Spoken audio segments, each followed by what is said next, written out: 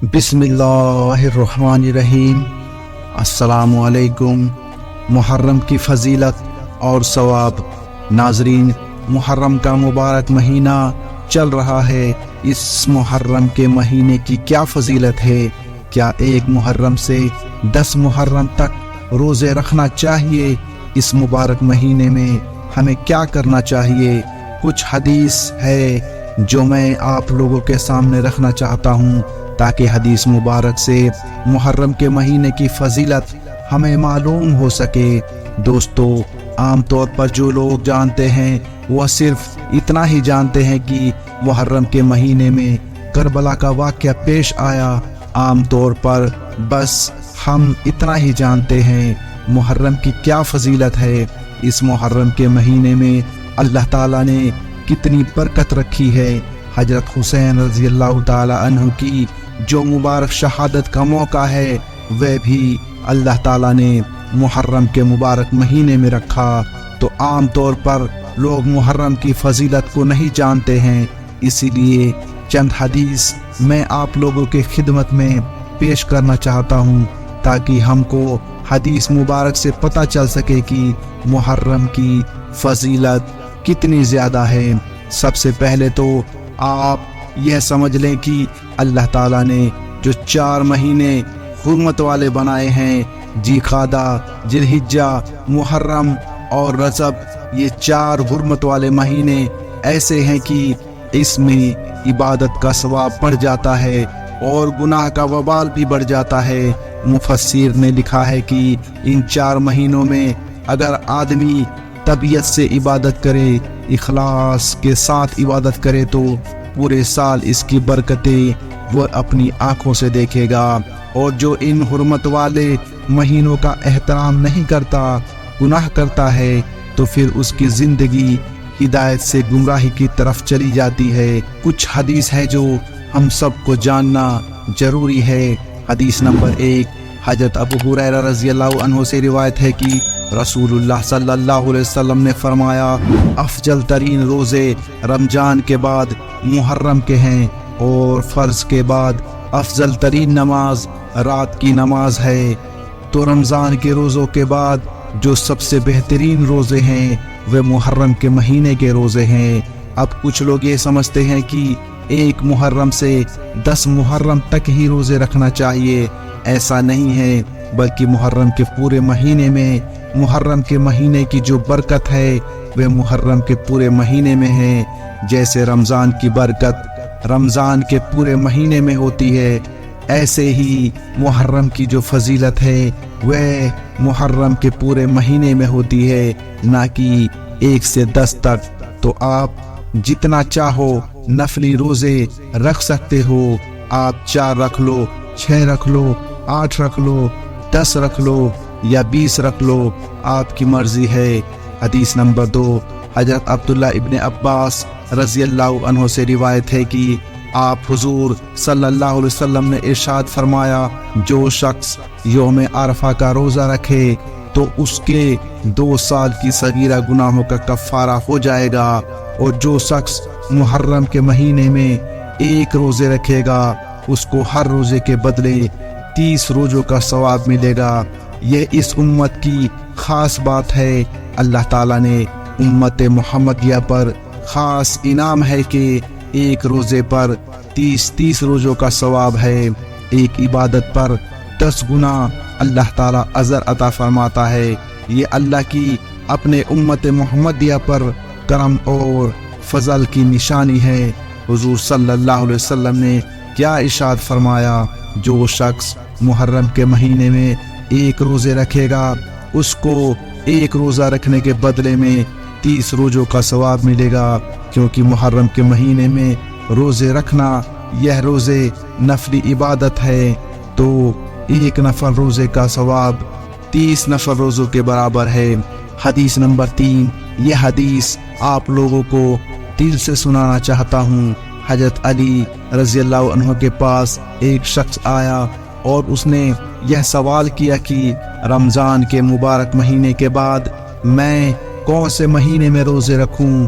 तो हजरत अली रज़ी अल्लाह अन्हु ने फरमाया कि मैं एक मर्तबा بیٹھا ہوا تھا کہ ایک شخص حضور کے پاس آیا اور اس نے بھی حضور سے یہی سوال کیا کہ میں رمضان کے روزے کے بعد کس مہینے میں روزے رکھوں؟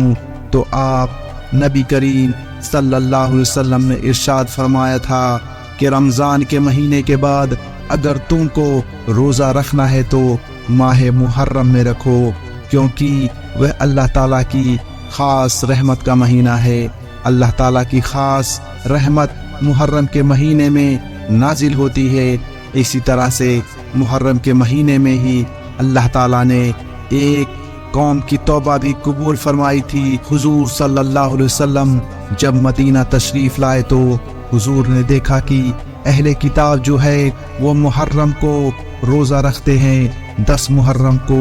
تو حضور صلی اللہ علیہ وسلم نے پوچھا کہ بھائی آپ 10 محرم کو روزہ کیوں رکھتے ہو؟ تو انہوں نے بتایا کہ 10 محرم کو حضرت موسیٰ علیہ السلام کو اللہ تعالیٰ نے فرعون سے نجات عطا فرمائی تھی۔ تو اللہ کے نبی نے ارشاد فرمایا کہ بھائی ہم زیادہ حقدار ہیں کہ ہم حضرت موسیٰ علیہ السلام کی پیروی کریں۔ تو حضور علیہ السلام نے پھر 10 محرم کو روزہ رکھنا شروع کیا، اور 10 محرم کے ساتھ ساتھ حضور نے 11 کو یا 9 تاریخ کو ایک روزہ اور ملانے کا حکم دیا، تاکہ اہل کتاب سے مشابہت باقی نہ رہے، اور بھی بڑے بڑے واقعات محرم کے مہینے میں پیش آئے۔ حدیث نمبر 4، حضرت آدم علیہ السلام کی توبہ بھی اللہ تعالیٰ نے محرم کے مہینے میں قبول فرمائی ہے۔ حضرت موسیٰ علیہ السلام کی قوم کو فرعون سے جو نجات ملی وہ محرم کے مہینے میں ملی، اور کربلا کا عظیم الشان واقعہ یہ بھی محرم کے مہینے میں پیش آیا۔ اللہ تعالیٰ نے جو پیغمبروں کو آسمان پر اٹھایا ہے وہ بھی محرم کا مہینہ تھا، اور حضرت یونس علیہ السلام جو مچھلی کے پیٹ سے باہر آئے وہ بھی محرم کا مہینہ تھا، اور حضور صلی اللہ علیہ وسلم نے ایک نکاح بھی فرمایا وہ بھی محرم کا مہینہ تھا۔ تو محرم کے مہینے میں بڑے عظیم الشان واقعات پیش آئے ہیں۔ اچھا ہم لوگوں کو بس اتنا یاد ہے کہ کربلا کا واقعہ محرم کے مہینے میں پیش آیا، تو ایسا نہیں ہے۔ کربلا کا واقعہ بہت عظیم الشان واقعہ ہے۔ اللہ تعالیٰ نے کربلا کی شہادت جو کی مسلمانوں کے اندر ایک طاقت پیدا کر دیتی ہے، ایک ایمان قوت پیدا کر دیتی ہے۔ مسلمانوں کا ایمان تازہ ہو جاتا ہے، مسلمانوں کی اسلام سے محبت اور قربانیوں سے محبت بڑھ جاتی ہے، قربانی کا جذبہ اندر پیدا ہو جاتا ہے۔ اس کو اللہ تعالیٰ نے محرم کے مہینے میں رکھ دیا، تو ہمیں چاہیے کہ ہم روزے رکھیں، عبادت کریں، اللہ کی زیادہ سے زیادہ عبادت کریں، غریبوں کی مدد کریں، اور سب سے اہم کام جو کرنے کا ہے وہ کربلا کا واقعہ پڑھیں۔ کربلا کا واقعہ کیوں پیش آیا اس کو سمجھیں۔ حضرت حسین رضی اللہ عنہ نے اور ان کے ساتھیوں نے کس طرح سے اللہ اور اللہ کے رسول کی محبت میں قربانی پیش کی، اپنے بچوں کو قربان کروا دیا، اپنے خون کا ایک ایک قطرہ اللہ اور اللہ کے رسول کی محبت میں نچھاور کر دیا۔ جان مال عزت آبرو کسی کی پرواہ نہیں کی، لیکن جھوٹ کے آگے نہیں جھکے، نہ غلط کے آگے نہیں جھکے، دین کی سربری پیش کی۔ ہمیں چاہیے کہ ہم اپنے نفس کی قربانی ہی دے دیں۔ ہم حسین علی رضی اللہ تعالی عنہم کے زمانے میں ہوتے تو بہت سارے لوگ کہتے ہیں نا، میں ایسا کر دیتا، مجھے اتنی محبت ہے، جان دے دوں گا۔ آج مسلمانوں کی عجیب حالت ہے کہ وہ اسلام پر جان دینے کو تو تیار ہیں، لیکن اسلام پر زندگی گزارنے کو تیار نہیں ہیں۔ وہی ہماری آج حالت ہو رہی ہے۔ اس لیے میرے عزیز بھائیوں، یہ جو فضیلت میں نے آپ لوگوں کے سامنے محرم کی رکھی ہے، ان فضیلت کو آپ ذہن میں رکھیں، علم حاصل کریں، اور اللہ اور اللہ کے رسول کے بتائے ہوئے طریقے کو فالو کریں، پیارے دوستو آج کے لیے بس اتنا ہی۔ ہم امید کرتے ہیں کہ آپ کو آج کا یہ ویڈیو پسند آیا ہوگا۔ اس ویڈیو کو لائک شیئر اور ایسی ہی ویڈیوز دیکھنے کے لیے چینل کو سبسکرائب کریں۔ ہم ملتے ہیں آپ کو اگلی ویڈیو میں، تب تک کے لیے السلام علیکم ورحمۃ اللہ وبرکاتہ۔